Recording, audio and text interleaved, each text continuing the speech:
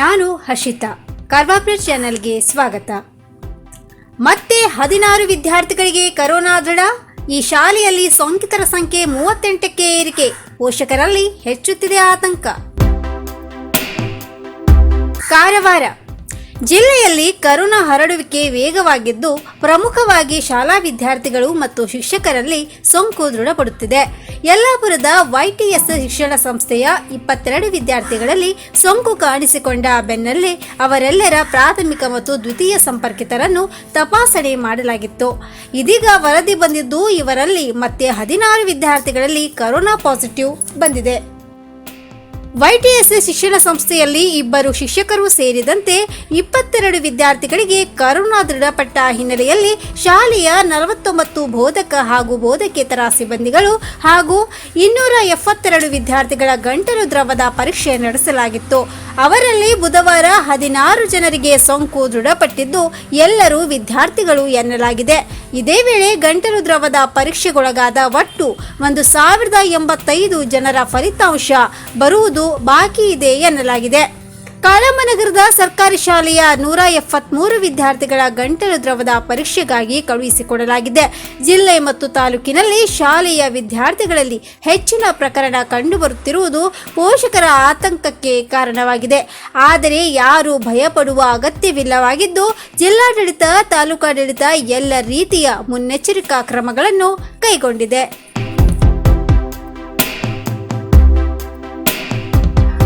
ಕೊಲೆ ಯತ್ನ ಪ್ರಕರಣ ದಾಖಲು. ಅಂಕೋಲಾ ASP ಬದ್ರಿನಾಥ್ ಮೇಲೆ ಕಾರು ಹರಿಸಲು ಯತ್ನ. CCTV ದೃಶ್ಯ ವೈರಲ್. ಅಂಕೋಲಾ ಪೊಲೀಸ್ ಹಿರಿಯ ಅಧಿಕಾರಿಯೊಬ್ಬರ ಕರ್ತವ್ಯಕ್ಕೆ ಅಡ್ಡಿಪಡಿಸಿದ 4 ಆರೋಪಿಗಳ ವಿರುದ್ಧ ಪೊಲೀಸರು ಕೊಲೆ ಯತ್ನ ಪ್ರಕರಣ ದಾಖಲಿಸಿಕೊಂಡಿದ್ದಾರೆ. ಈ ನಡುವೆ JMFC ನ್ಯಾಯಾಲಯವು ಆರೋಪಿಗಳಿಗೆ ಏಪ್ರಿಲ್ 9ರವರೆಗೆ ನ್ಯಾಯಾಂಗ ಬಂಧನ ವಿಧಿಸಿದೆ. ಹಟ್ಟಿಕೆರೆಯ ಟೋಲ್ ಪ್ಲಾಜಾ ಬಳಿ ಮಾರ್ಚ್ 29ರಂದು ಸಂಭವಿಸಿದ ಘಟನೆಗೆ ಸಂಬಂಧಿಸಿದಂತೆ ಟೋಲ್ ಪ್ಲಾಜಾ ಮೇಲ್ವಿಚಾರಕ ನವೀನ್ ಗುಪ್ತಾ ಐವರ ವಿರುದ್ಧ ಸೋಮವಾರ ಅಂಕೋಲಾ ಪೊಲೀಸ್ ಠಾಣೆಗೆ ದೂರು ದಾಖಲಿಸಿದ್ದರು. ತಕ್ಷಣ ಕಾರ್ಯಪ್ರವೃತ್ತರಾದ ಪೊಲೀಸರು 4ರನ್ನು ಬಂಧಿಸಿ ನ್ಯಾಯಾಲಯಕ್ಕೆ ಹಾಜರುಪಡಿಸಿದ್ದರು. ವಿಚಾರಣೆ ನಡೆಸಿದ ನ್ಯಾಯಾಧೀಶರು ಆರೋಪಿಗಳಾದ ಉದ್ಯಮಿ ಸುರೇಶ್ ರಾಮಚಂದ್ರ ನಾಯಕ್, ಬೊಮ್ಮಯ್ಯ ಸಣ್ಣಪ್ಪ ನಾಯಕ್ ಮತ್ತು ಸುರೇಶ್ ಗಿರಿಯಣ್ಣ ನಾಯಕ್ ಅವರಿಗೆ ನ್ಯಾಯಾಂಗ ಬಂಧನ ವಿಧಿಸಿದ್ದಾರೆ. ಪ್ರಕರಣದ ಮತ್ತೊಬ್ಬ ಆರೋಪಿ ಬಾಲಕನನ್ನು ಕಾರವಾರದ ಬಾಲ ನ್ಯಾಯ ಮಂಡಳಿಯಲ್ಲಿ ಇರಿಸಲಾಗಿದೆ. ಮತ್ತೊಬ್ಬ ಆರೋಪಿ ಗೋಪಾಲ್ ಗಿರಿಯಣ್ಣ ನಾಯಕ್ ನಾಪತ್ತೆಯಾಗಿದ್ದು, ತೀವ್ರ ಹುಡುಕಾಟ ನಡೆಸಿದ್ದೇವೆ ಎಂದು CPI ಕೃಷ್ಣನ ನಾಯಕ್ ಮಾಹಿತಿ ನೀಡಿದರು. ಹೋಳಿ ಹಬ್ಬದ ದಿನ ಹಟ್ಟಿಕೆರೆಯ ಟೋಲ್ ಪ್ಲಾಜಾ ಬಳಿ ನಡೆದ ಘಟನೆಯ CCTV ಕ್ಯಾಮೆರಾದ ದೃಶ್ಯಾವಳಿ ಸಾಮಾಜಿಕ ಜಾಲತಾಣದಲ್ಲಿ ಹರಿದಾಡುತ್ತಿದೆ. ಆರೋಪಿಗಳು ಮತ್ತು ಸಿಬ್ಬಂದಿ ನಡುವೆ ಮಾತಿನ ಚಕಮಕಿ ನಡೆಯುತ್ತಿರುವಾಗ ಅದೇ ಮಾರ್ಗದಲ್ಲಿ ಪ್ರಯಾಣಿಸುತ್ತಿದ್ದ ಹೆಚ್ಚು ಪೊಲೀಸ್ ವರಿಷ್ಠಾಧಿಕಾರಿ S ಬದ್ರಿನಾಥ್ ಪರಿಸ್ಥಿತಿ ತಿಳಿಗೊಳಿಸಲು ಪ್ರಯತ್ನಿಸಿದ್ದರು.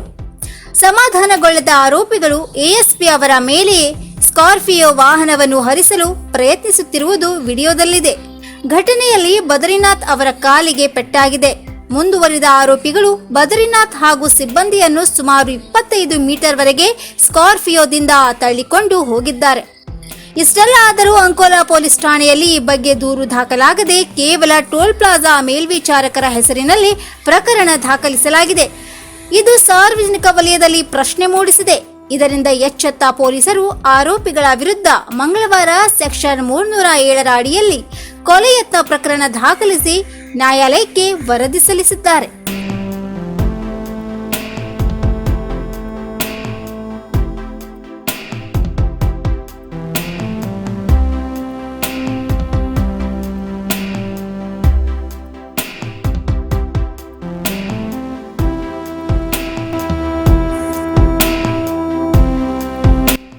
ಗಿಳಿಶಾಸ್ತ್ರ ಹೇಳುವ ಜ್ಯೋತಿಷಿ ಮತ್ತು ಕಾರ್ಮಿಕ ಅರೆಸ್ಟ್. ಕಳ್ಳತನ ಪ್ರಕರಣ ಭೇದಿಸಿದ ಪೊಲೀಸರು.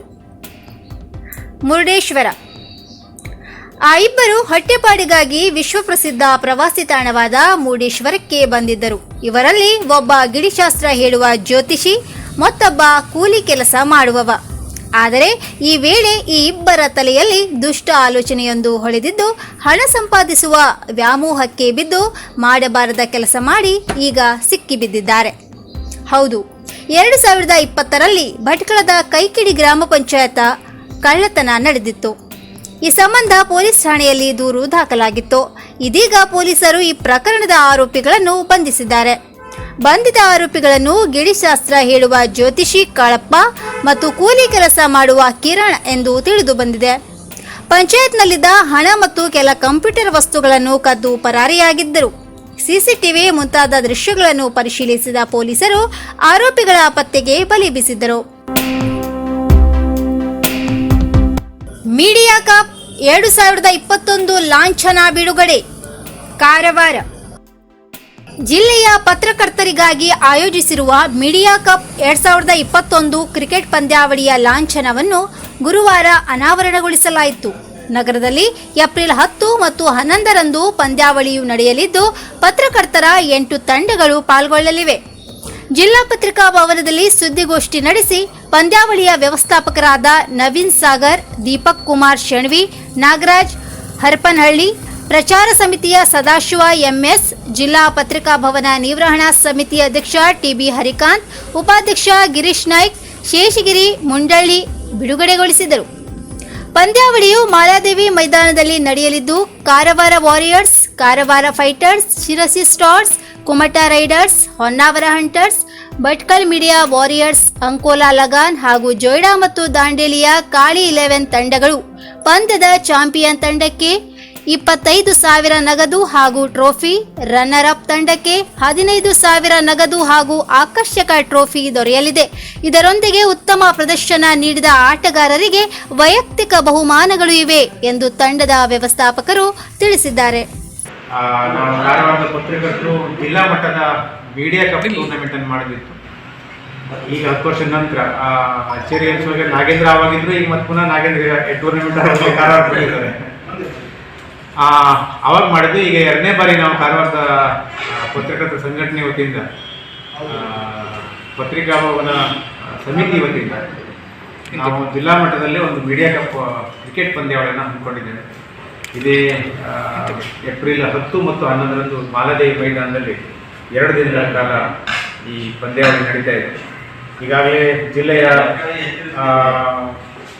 ಜೊಯ್ಡಾ, ದಾಂಡೇಲಿ ಮತ್ತು ಹಳಿಯಾಳ ಸೇರಿ ಒಂದು ತಂಡ, ಆಮೇಲೆ ಕುಮಟಾದ ಒಂದು ತಂಡ, ಅಂಕೋಲಾದ ಒಂದು ತಂಡ ಮತ್ತು ಶಿರ್ಸಿ, ಭಟ್ಕಳ, ಹೊನ್ನಾವರ ತಂಡಗಳೆಲ್ಲ ಈಗಾಗಲೇ ಪಂದ್ಯಾವಳಿಯಲ್ಲಿ ಪಾಲ್ಗೊಳ್ಳಲಿಕ್ಕೆ ತಮ್ಮ ಹೆಸರನ್ನು ನೋಂದಣಿ ಮಾಡಿಕೊಂಡಿದೆ.